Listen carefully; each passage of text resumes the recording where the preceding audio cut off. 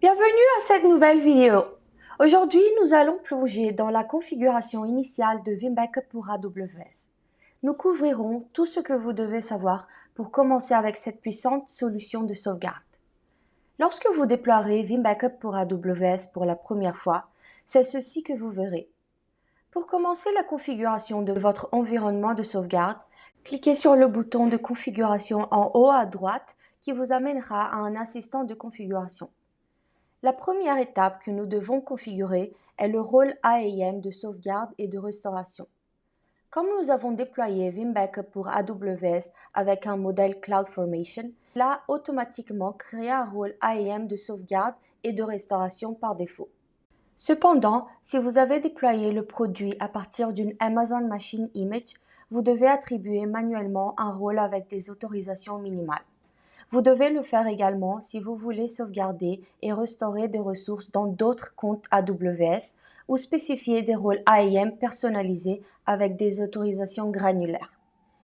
Je mettrai un lien dans la description ci-dessous pour un tutoriel sur comment ajouter ces rôles. Bien que ce ne soit pas une pratique recommandée, pour cette démonstration, j'utiliserai le rôle AIM de sauvegarde et de restauration par défaut. Revenons à l'assistant. Notre prochaine étape consiste à configurer les workers.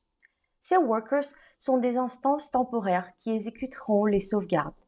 Ils sont démarrés lorsque nécessaire et arrêtés lorsque le travail est terminé. Cela est fantastique pour l'optimisation des coûts car vous payez les ressources de calcul seulement quand vous en avez besoin. Cliquez sur Ajouter pour commencer. Ici, nous choisissons la région AWS pour laquelle nous voulons configurer les paramètres réseau. Nous avons besoin d'un worker par région où nous avons des instances à protéger. Je vais choisir la Virginie du Nord. Ensuite, nous choisissons la zone de disponibilité. Cliquez sur Suivant. Maintenant, sélectionnez la VPC à laquelle vous souhaitez connecter l'instance du worker. Cliquez sur Appliquer. Ensuite, sélectionnez un sous-réseau et un groupe de sécurité qui doivent avoir les ports 443 et 2022 ouverts. Cliquez sur Suivant. Ici, examinez les informations récapitulatives et cliquez sur Terminer pour finaliser le processus. Revenons à l'assistant maintenant. À l'étape finale, nous devons créer un dépôt pour envoyer nos sauvegardes. Cliquez ici, puis donnez-lui un nom et si vous le souhaitez, une description. Cliquez sur Suivant. Dans la section du rôle AAM, sélectionnez un rôle AAM qui a les autorisations nécessaires dans AWS pour créer les dépôts.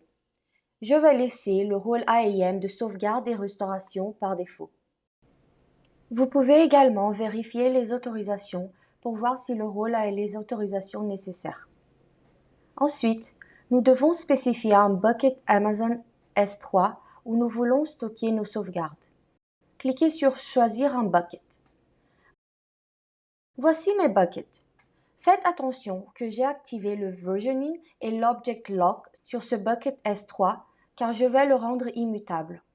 Je vais choisir ce bucket. Cliquez sur Appliquer.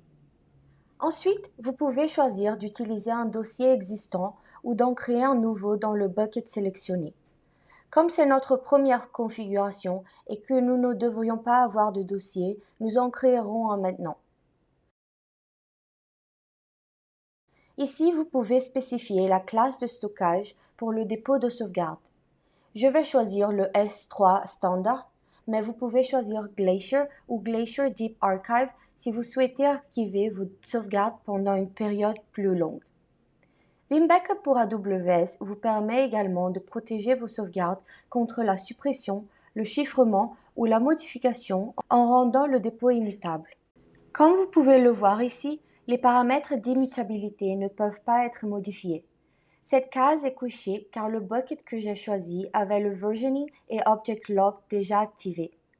Donc, lorsque vous créez votre bucket, vous devez activer le versioning et object lock. Vous devez également cocher cette case, puis créer votre bucket. Si votre bucket n'a pas le versioning et object lock activé, cette étape sera désactivée. Maintenant, cliquez sur Suivant. Enfin, vous pouvez également activer le chiffrement. Finalement, vérifiez si toutes les configurations sont correctes dans ce résumé. Vous pouvez également vérifier les autorisations et si tout est bon, cliquez sur Terminer.